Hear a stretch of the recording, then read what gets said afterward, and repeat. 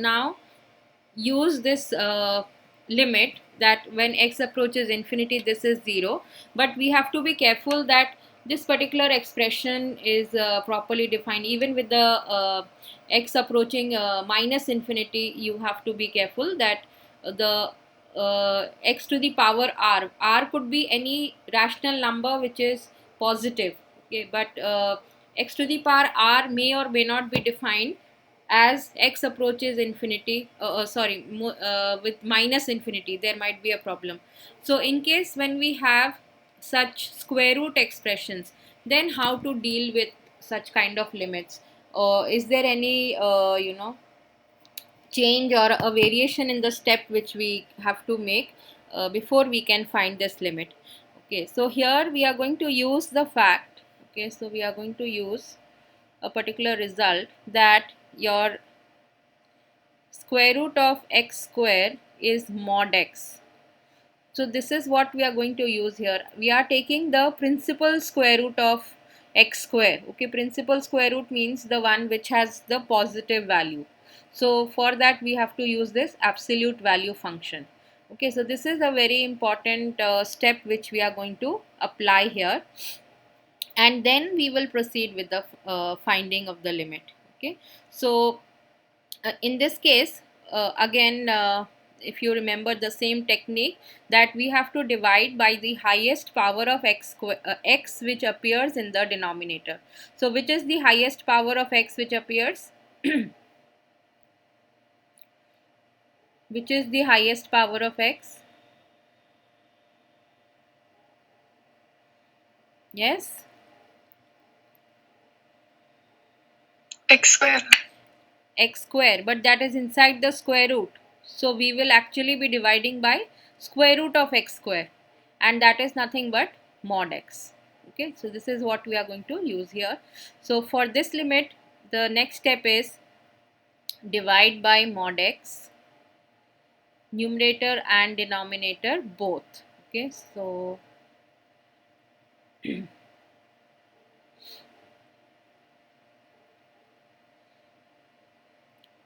is this step clear to everyone? We need to divide by mod x, the numerator as well as the denominator. Is it fine?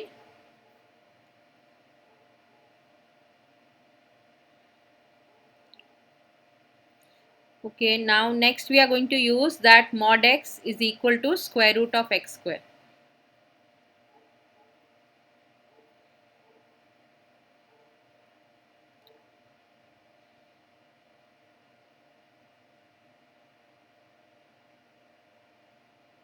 Okay, so we are going to replace this mod x by root of x square. In the next step, we are going to take that square root term together. So both the terms we will take together.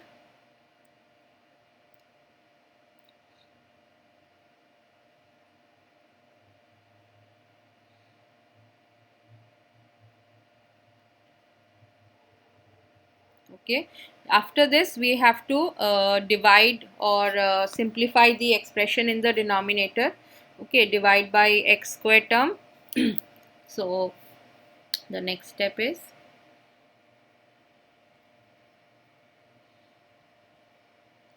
I'm just doing the denominator part.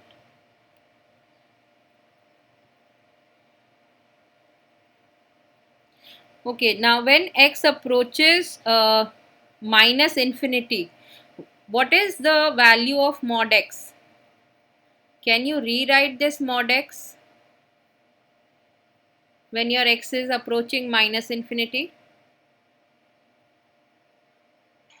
Yes. Is it Minus x? Yes, we can write it as minus x also, because absolute value function is defined in that manner that whenever your value is positive, the function gives you the same, but if your value is negative, then you get negative of that number, so that it makes it positive. So when you take x approaching minus infinity, obviously x is a very a small negative number. Okay, so you can write in place of mod x, you can write here minus of x. Okay, now this x can be cancelled out, and then you can apply the limit, this limit can be used. So we can use this limit now. In this question, we will be using limit x approaching minus infinity a by x to the power r, and that is 0, provided this is defined.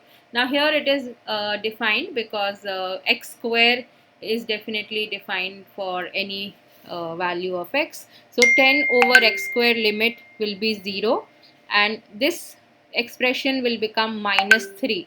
This x can be cancelled out, this will become minus 3, and so the limit will be minus 3 divided by root 4, which is minus 3 by 2. Okay, so just have a look at this calculation and see if any step you want me to explain again.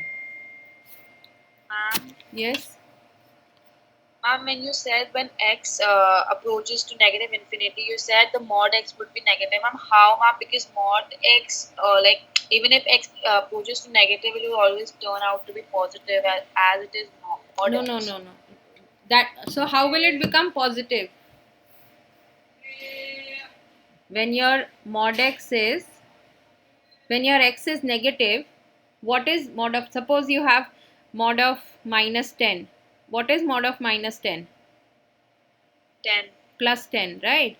And that is minus of minus 10. Yeah, you give the same sign to it. Yes.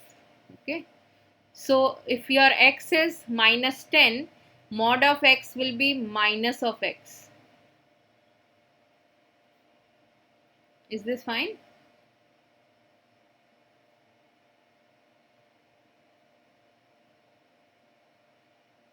Is this clear now? Once more, can you just explain? Mod of anything which is negative. So this whole thing is your x. Okay. When you take the mod value, it comes out to be plus 10.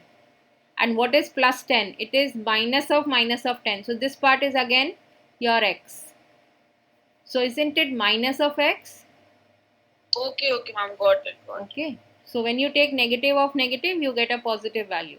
Okay. So when your x approaches minus infinity, your x is a negative number. So the absolute value is negative of that negative. Okay. So this x has one negative sign in itself, and then we have another negative sign outside. So that makes it positive. So you are left with this expression. Okay. Is this question clear to everyone? Can you please explain the last step again? This step. Yes, ma'am. How mod x is minus x? Is that what you want to ask? No, ma'am. After that, like minus 3 upon under root 4 plus 10 upon root x. Yes, this x gets cancelled. When your x approaches minus infinity, it will get cancelled. Okay, so you are left with minus 3 in the numerator. So now we are applying the limit. Your x is approaching minus infinity. So this part will become minus 3, and the denominator will be left with only root of 4, because this part will become 0. Limit of this expression is 0. Are we not required to show that step how we made it 0? Yes, you have to write those steps. As I said, that this part I am not going to write again and again. After this, we just have to apply limit rules. Take limit separately in the numerator. But how can we split it? Like there is a plus sign in the root. Yes, we can split with the plus and the, we have all those rules with us. Addition, power rules, don't we have? Just a minute, I'll go back to that slide. I was saying that the roots can't be split, right? When there's a plus sign. The square root, yes, you can take the limit inside also. Okay, the limit can be taken inside the power. See? N is any rational number. We can write limit of root 4 and limit of 10 by root x, 10 by x square differently, separately. Yes, that is what we are using here. I'll just write it there. Wait.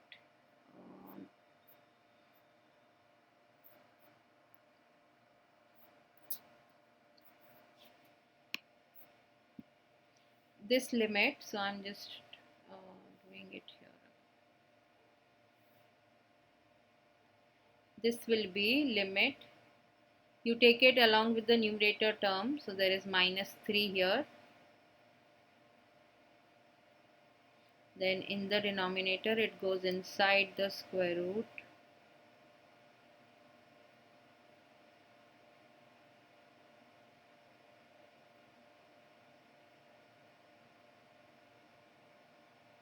okay. Is it fine now?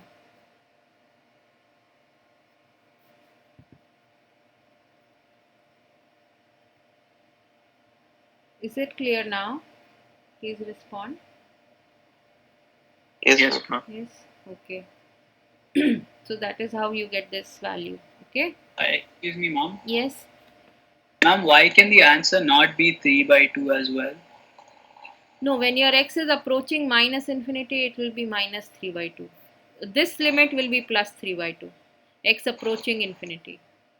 Okay, ma'am. So the sign that we take for roots depends on if limit is tending to minus infinity or plus infinity. Yes, yes. Because Okay, ma'am. whenever we have such, rational powers like 1 by 2, 1 by 3, we have to be careful. 1 by 3, there's no problem. Again, with 1 by 4, you'll have a problem.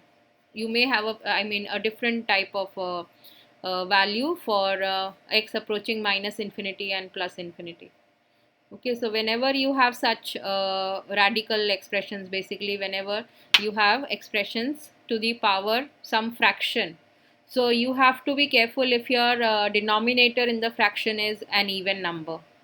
Okay, because there we will have to use this particular result. Okay, cube roots are fine, there is no problem with the cube roots or the odd roots when your even if your expression is negative or positive, it will not create any problem. But when your expression or whenever you have such square roots or fourth root or sixth root, so there you need to be careful. Okay, there the cube roots or the square root, sorry, will not exist for negative numbers, so you will have to apply this particular technique, and only then you can solve it. Okay. Yes, ma'am. Ma'am, so now for the next question, would the answer be 3 by 2 because we're taking 3x by x, or would it be because root 4 is equal to minus 2? No, we'll take the fact that mod x is plus x. Okay, ma'am. So in both cases, still root 4 is equal to plus 2. Yes, yes.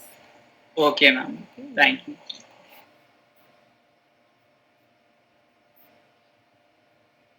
Okay, so I'm just writing the step again.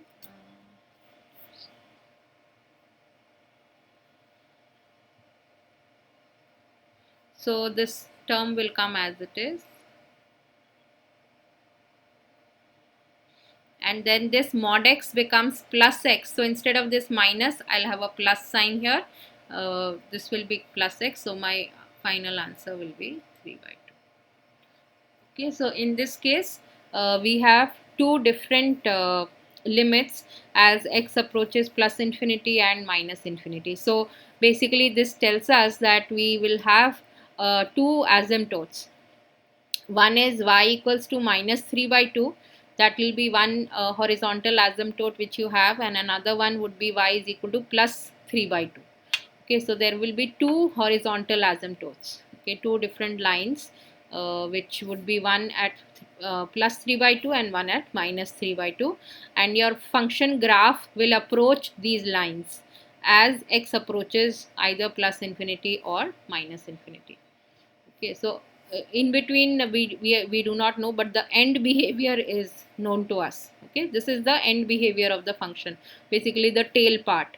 So the tail of this particular expression will be approaching minus 3 by 2 on the left side, and the tail of the same expression is going to approach plus 3 by 2 on the right side as x approaches infinity. Okay, so roughly, if we are not checking anything else like points of maxima, minima, and other intersection points and all that, I'm not checking that right now, but the rough idea is that as x approaches plus infinity, your value will approach 3 by 2. So if it is coming from some down portion from below, so we'll have to note the other properties also, but it would be either like this or like this.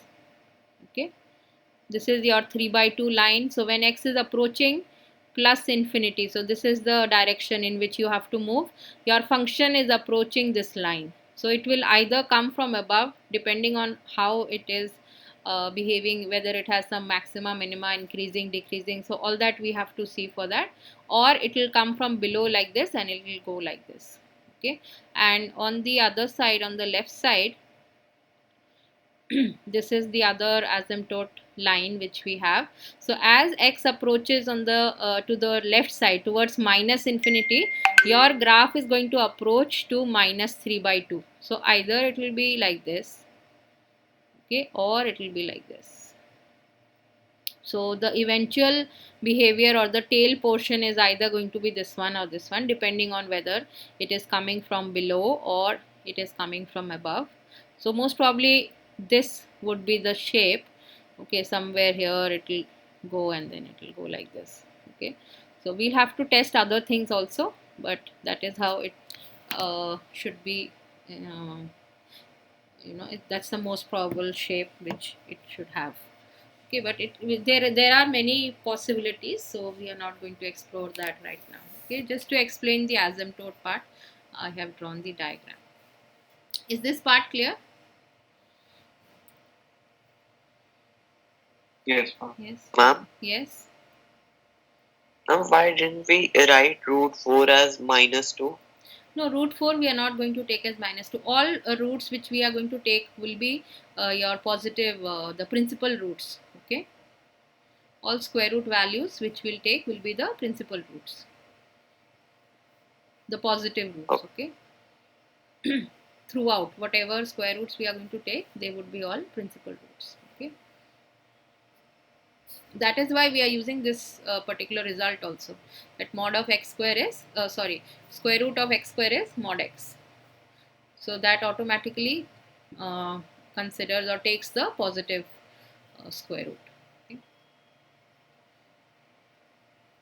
Okay, now I'll move on to the next concept, which is the sandwich theorem. I don't know if you have done this, but this is a part of your this thing, school level maths when you do limits. Okay, sandwich theorem or squeeze theorem, that's another name. So different books would give different names to the same result, or pinching theorem, that's another name to the same.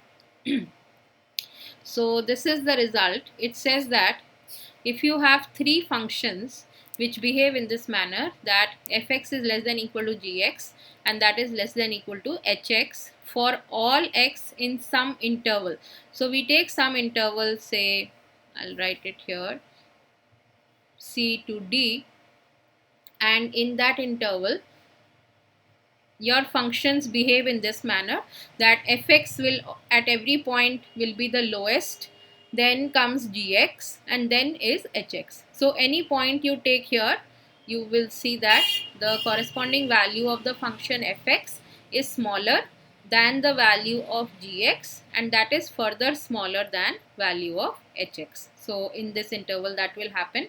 Beyond this, they may behave in some different ways.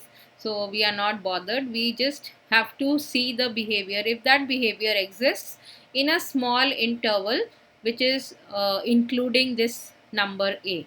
Okay, so in a small interval around a, if we have this behavior, and then further it says except possibly at the point a. So which means that in case there is some variation at this point a, that is allowed, but in that neighborhood it should be, or in that small interval it should behave in the same manner. Okay, so at a there might be a possibility that maybe one of the functions is not defined. Okay, it doesn't exist, there is a break or something like that can be possible, or even if there is slight variation, that is fine. Okay, but we should ensure that at all other remaining points the function, all these three functions should exist and they should behave in this manner. Okay, so is this assumption part clear to everyone? This is the assumption which we have before we can apply the result. Okay, so then it further says, Ma'am? yes, Ma'am, could you please repeat? repeat. Okay, so we start with taking three functions fx, gx and hx, and we assume that these three functions behave in this manner. Fx is less than equal to gx, gx is further less than equal to hx. Okay, so these functions, they behave in this manner for all the points in this interval CD. So CD is any interval which we can appropriately choose, but this CD should contain this point A, because this is the point at which we have to calculate the limit. Okay, so this interval should be around this point A, and this behavior should exist at all points in this interval except possibly at A. So if there is some exception, that could be the point A. Other than the point A, all other points should give us this condition for the three functions. Okay, that at every other point in this interval, your fx is less than equal to gx, gx is further less than equal to hx. Okay, so once we have these conditions satisfied, further we also should have these two limits existing, and they are equal to some number L. Okay, so this number L has to be some finite number. Remember, if this is infinity, then this result is not applicable. Okay, so if our limits are equal to some finite number L, then it follows that limit of this gx is also the same L. Okay, so this result is only applicable when there is some number here L, which is obviously a finite number, and the two limits are equal to L. Then it says that limit of gx is also L. Okay, so this is actually sandwiching the function gx in between fx and hx.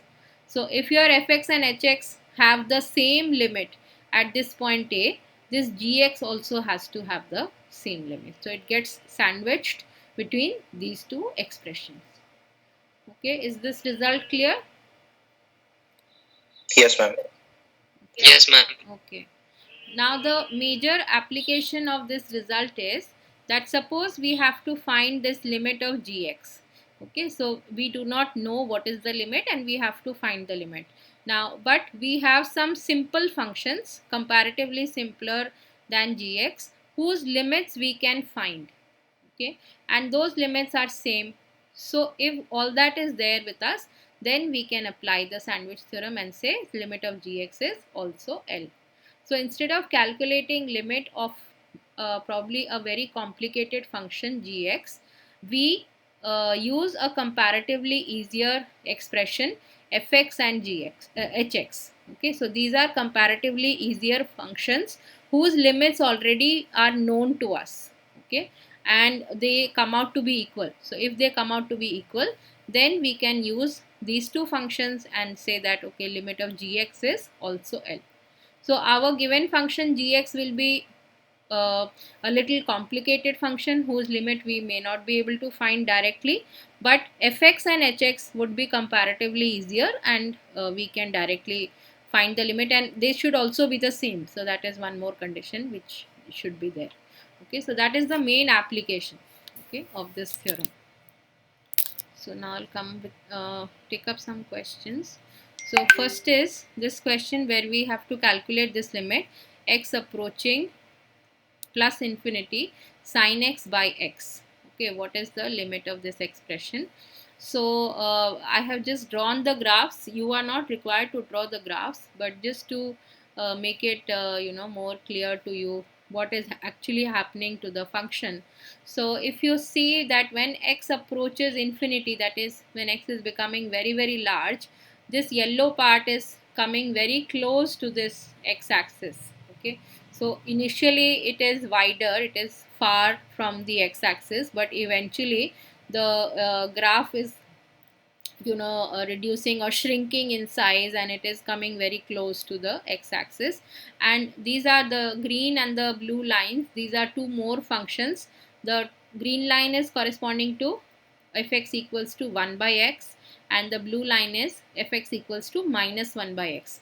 So you can see that these two branches are also coming very close to this x-axis, and eventually this yellow line would be sandwiched between this green and the blue line. Okay, so when you move even farther, you would see green line, yellow line and blue line, they are almost meeting each other or coming very close to each other. Or you can also say the yellow line is being sandwiched between green and the blue line. Okay, so we will be using basically the fact here that sin x is always lying between +1 and -1. Same we can use for cos also if we have to apply some similar sandwich theorem for some expression which has cos, we can use the same relation. So we are using here the relation that sin x is greater than equal to -1 and less than equal to +1. So sin x by x will be lying between -1 by x and +1 by x. Okay, and for these expressions we know the limit. We have that theorem which we have used earlier, that a by x to the power r limit is equal to 0 as x approaches infinity. So as x approaches infinity, our this expression is approaching 0, and as x approaches infinity minus infinity, sorry, no sorry, as x approaches infinity, again this expression is approaching 0. So we have a similar situation as in the sandwich theorem, that there are three functions, assuming this as gx. So now we have three functions, fx which is -1 by x, that is less than equal to gx, and that is further less than equal to hx which is +1 by x. Second, we have the other condition that limit of fx as x approaches infinity is same as limit hx as x approaches infinity, and that limit is 0. This is from the theorem which we have just seen before the questions we did in the last class. And when we have these two limits equal to 0, this would imply limit of gx is also equal to 0. The middle function also will have the same limit.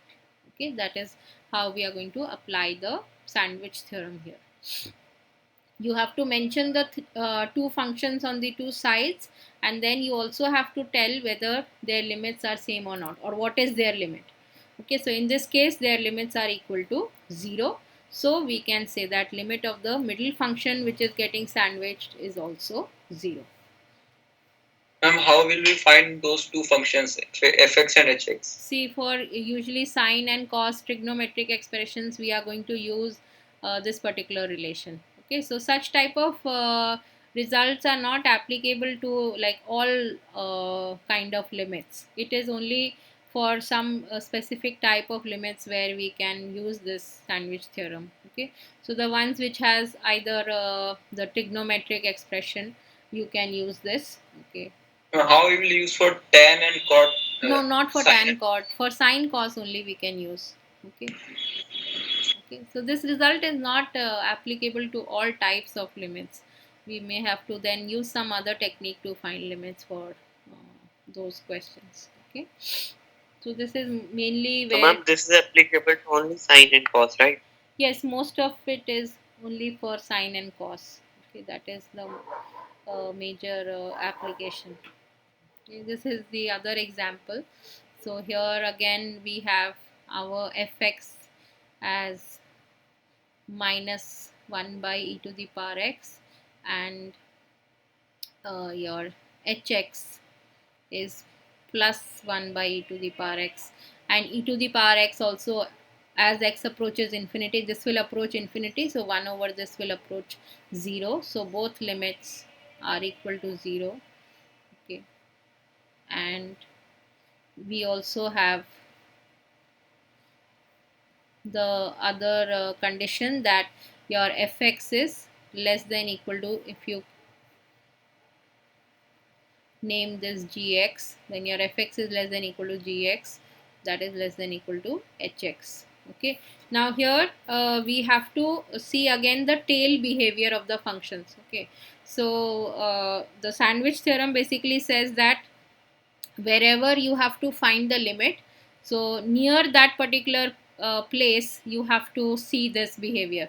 So this behavior should be existing basically in the tail part, because we have to see the limit as x approaches infinity. But we know for other values also this relationship holds. Okay, for this particular function, it is not that this behavior will hold only at the tail part. This relationship that fx is less than gx is less than hx, this will hold even for other values which may not be that big. Okay, because your cos x is always between -1 and +1, so this particular relation will hold for all x. There is no restriction, and since these two functions have limit 0, so this middle function also has limit 0 in this case. So this was similar to the previous one. Again, diagram is only made to explain or just to show you how it is getting sandwiched. So ultimately, like, the lines are almost coinciding with the x-axis.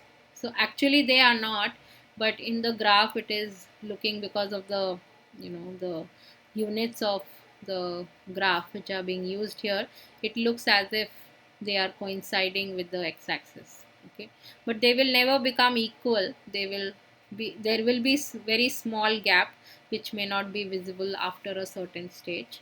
Okay, but the limiting value is 0. So limiting value 0 basically means that the value becomes very small. Okay, close to 0, very close to 0, but obviously it will never become equal to 0 for any value of x. Okay, is this example clear? Yes, ma'am. -1 by e to the power x and 1 by e to the power x का limit 0 कैसा है, that I did not get. E to the power x, as x approaches infinity, e to the power x also approaches infinity. Okay, so that would mean 1 by e to the power x will approach 0. Okay. Okay. So So, all, ma'am, we are yes, finding that limit x approaches to infinity and the function is -1 upon e raised to power x. That yes, will give us 0, right? yes. This minus sign is not going to affect the answer because this part is already 0. Okay, so this minus or plus doesn't make any difference. It is 0. So all such expressions like 1 by e to the power x, 1 by x, 1 by x square, any other powers of x, higher powers as in integer powers, all of these will approach 0 as x approaches infinity. Okay, so these are the comparatively simple functions which we are using, and using these we are finding the limit of the more comparatively more complicated function. Okay, because we are not aware what is the limit of this expression, but using this sandwich theorem and using these simple limits we can find the limit of this particular function also. Okay, can I move ahead? Can you please proceed to the previous slide? Previous. I need to take this. Okay.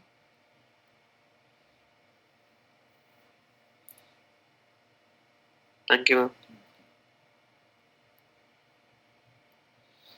Okay, this is another expression. So in this expression we have to evaluate this particular limit. This we will write as sine 1 by x over 1 by x, and suppose if we take y as 1 by x, so here basically we are not using that sandwich theorem as such. Okay, directly we are firstly rewriting this in this format. uh,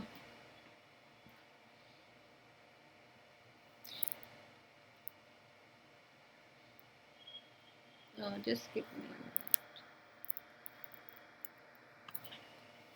Okay, so this limit of sine y by y, this would come out to be 1. This you already know from your this thing school level maths. So here we are not making any such comparison, we are directly applying the limit. Okay, so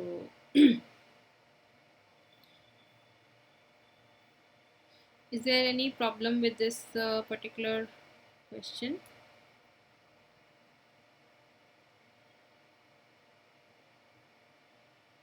No, ma'am. No. Okay, just give me a minute. Take a call and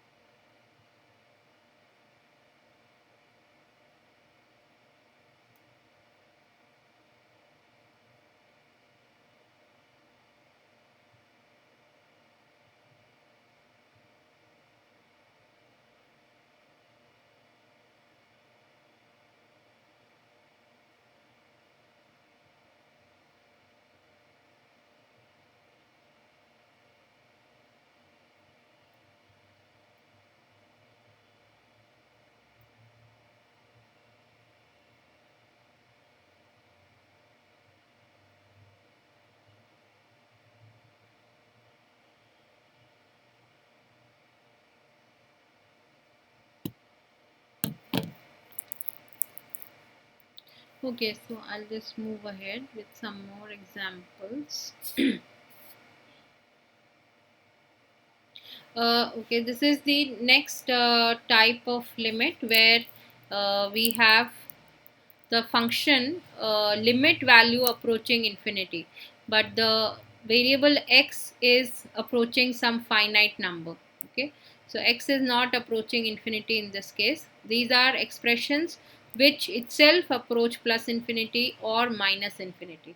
Okay, so this is how we are going to read this expression. This means that fx increases without bound, without any boundary, it goes on increasing as x approaches a number c from either side. It could be approaching c from the left side, smaller values of c, or from the right side, that is having bigger values of c.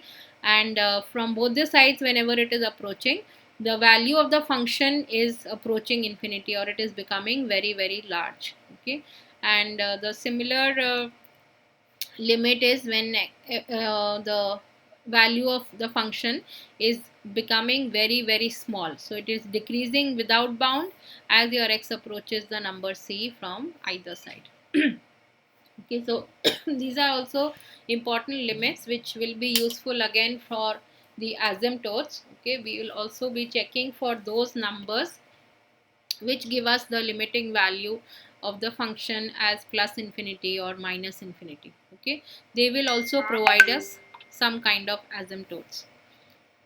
Yes. How can this be possible if c is a finite number and if x is approaching a finite number? How can we limit be infinity? See, when your x is approaching some finite number and your function has some expression which is having something in the denominator which is becoming very very small. Okay, when x is approaching c, if the expression in the denominator of fx is becoming very small, then your function fx is going to become very large, which means it is going to approach plus infinity. Okay, if your expression in fx is such that denominator is becoming very small as x is approaching c, then this whole expression is going to become very, very large. Is this clear? Yes. Yes. Okay. So if you have some such expression in fx and then there is something which is maybe some constant here, so that is not going to affect this, because eventually when your x is becoming very close to c, your 1 by or x minus c will become very close to 0. So 1 by that will become a very, very large number. Okay. So I'm not again going into the formal definition part. Okay, so here we'll see some limits where x approaching certain number is giving us a infinite limit. Okay, it could be a different value when x approaches the number from left side or from the right side. In that case, we will say that limit does not exist, but there could be a possibility that from both sides it is approaching the same plus or minus infinity. Okay, so both possibilities could be there, that left hand and right hand limits are same, or you may have a different infinite left hand and different infinite right hand limit. Okay, so if you look at the first one, 2x plus 7 over x minus 4, in this expression when you take x approaching 4 minus, now when x is approaching 4 minus, if you want you can do one more step here and replace this x by 4 minus h. Okay, so I'll just write that step here. H approaching 0 and h is positive, you have in place of x you will have 4 minus h, denominator again h approaching 0 and h is positive, in place of again x minus 4 or x you have 4 minus h. Okay, so if you look at this expression and then see the limit when h approaches 0, your expressions in the numerator will become you have 15 minus 2h. Okay, so that is your expression, and your denominator expression is going to become just minus h. Okay, so wait. Okay, I'll just write it here. This expression becomes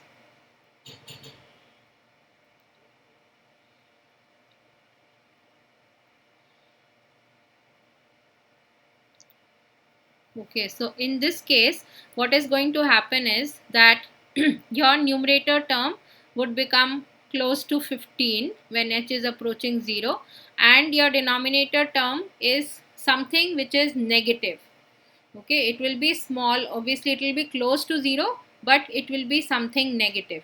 So your entire expression is going to approach to minus infinity. Okay, is this limit clear? No, ma'am, the last step is not clear. See, if you evaluate the two expressions, or if you see what is the value of these expressions when h is approaching close to 0 but negative. Okay, so suppose if you want, you can just imagine, I mean, you're not supposed to substitute here, but just for understanding, you can think that h is something like minus, say, something like this. Okay, something very, very close to 0 but negative, sorry, minus of h. So h will be that and minus of h would be this value. Okay, so if I have my denominator something like this and the numerator obviously is approaching 15, because when your h is approaching 0 and is very small, then 15 minus 2h will be approaching 15. So your numerator approaches 15, denominator approaches 0 but it is with a negative sign, so your expression 15 by that will be approaching something which is very, very small and it is negative. Okay, so your number would be approaching minus infinity. Ma'am, won't Ma'am, it the be value of easier if we h. Yes, value of Ma'am, value of minus h will be positive, no? H is. h is positive, h is approaching 0. So minus h. Ma'am, h is less than 0. You wrote. No, where have I written less than 0? No, h is greater than 0. Okay, okay, ma'am. I got it. Whenever you apply this left hand, right hand, it is always greater than 0. Okay. Okay. Ma'am, won't it be easier if we take the minus in the numerator? So it will be 2h minus 15. So it will be clearly minus infinity. Yes, yes, you can do that. That's also fine. Okay, and in the similar way, you can do the right hand. In place of 4 minus h, now you'll have 4 plus h. Okay, so there will be a plus sign, and so this limit will become plus infinity. Okay, so in fact, when you have two different directions, like this is approaching plus infinity and this one is approaching minus infinity, you are going to get the branches like this, one going down and one coming up like this. Okay, so this will be your vertical asymptote now. So till now the limits which we have seen gave us horizontal asymptotes. In case there were horizontal asymptotes, we would get that. But in this case, when we find the limit of the function as plus or minus infinity, we are getting vertical asymptotes. Okay, so this is the line. X is approaching 4. So from the right side, when it is coming close to 4, the function is going to infinity, plus infinity. So it is increasing. It will go on increasing like this. Okay, and from the left side, when we are coming close to 4, then we are going down and down. Okay, it is going to approach minus infinity. So that is how this asymptote would come, and this is how your function will look like. Okay, if it has both same types, so it will be going up like this. Okay, had it been both plus infinity for some question, then for at this point close to 4, from both sides the function is approaching plus infinity. So from this side, I'll just use another color. Okay, so from this side also your function would have come from somewhere and it had been like this. Okay, so that is how a vertical asymptote will make your graph look like.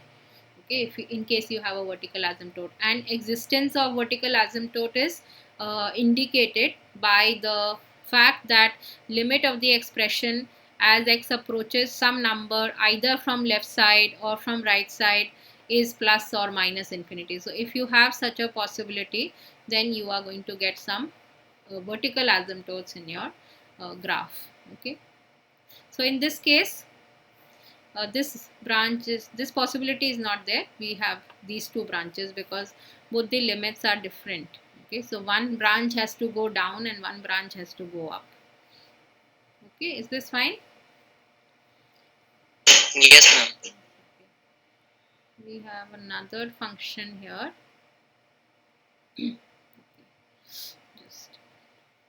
Okay, this is another these are, I mean, some general examples, not necessarily infinite limits. Okay, so for this expression, what we have, x is approaching 1 minus. Okay, so when x is approaching 1 minus, I'll just write here, your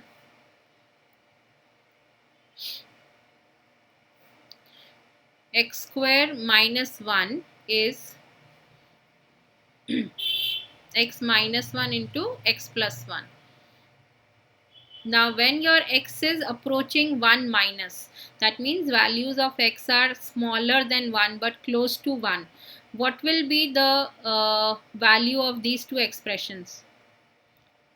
What will be the value of this expression when your x is approaching 1 but smaller than 1?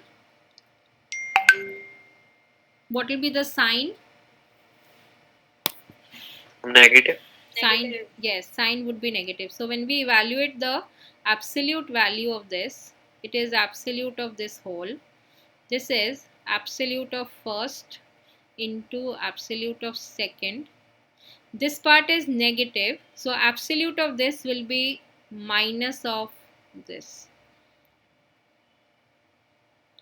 Okay, and minus of this can be written as 1 minus x. So that is why this limit is same as, okay, this limit, and this is the expression. So we can simplify this further as minus 1 over 1 plus x. When your x is not equal to 1, this can be written, because when we are finding the limiting value, obviously we are not taking the exact value 1, we are taking the approaching value. So one factor gets cancelled, we are left with a negative sign, and when we take the limiting value of this particular expression, it will be 1 minus of 1 by 2. Is this limit clear? हाँ हमें इतना कुछ करना पड़ेगा just to make our question easy. Easy आप directly भी कर सकते हैं. अगर आपको डायरेक्टली यहाँ से लिमिट फाइंड आउट करना है, you can directly also do that. ये तो मैं आपको स्टेप्स बेसिकली अंडरस्टैंडिंग के लिए बता रही हूँ, सो दैट अगर किसी को समझ नहीं आता है कि how we get this step. Okay, these steps are not mandatory, but yes अगर आपका क्वेश्चन ही 10 मार्क्स का है और सिर्फ उसमें यही पूछा गया है, if you are asked only to find this limit and it carries some 10 marks, you will have to show the steps, isn't it? If you just write minus half in the end directly, how would the examiner mark you?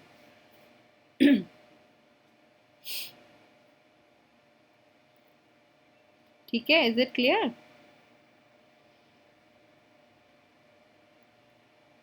Yes ma'am. Yes, if you are using it in some bigger question, अगर ये limit कहीं और use हो रहा है सिर्फ as a part of the question, then you can directly write. But if this is a separate question and online mode OB pattern में तो काफ़ी ज़्यादा वेटेज होती है. Every question is for 18.75 marks. So unless there are parts to it, obviously you can't be I mean obviously this won't be asked for 18.75, but parts में भी अगर ये 10 मार्क्स का है या 8 to 9 मार्क्स का है, तो ये स्टेप्स तो आपको शो करने पड़ेंगे. Okay, you can't just straight away give the answer.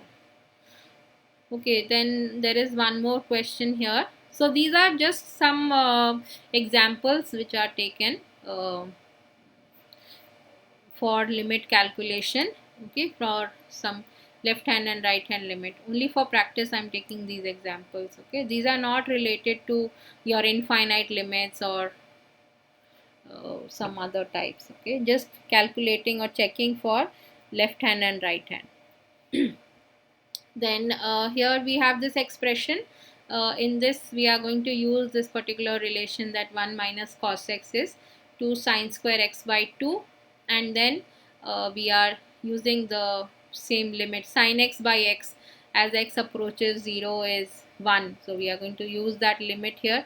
And here our variable is not x, it is x square, so we'll take such a in between step will be there, where we show that it is in fact sine of some angle divided by the square of that. So this is basically limit of we have something like this. Okay, and x is approaching 0 plus. So here obviously now since we have the square, so this is not going to make much of the difference, because in either case the limit is going to be 1. Okay, because we have the square, whole square here. So this limit is equal to 2.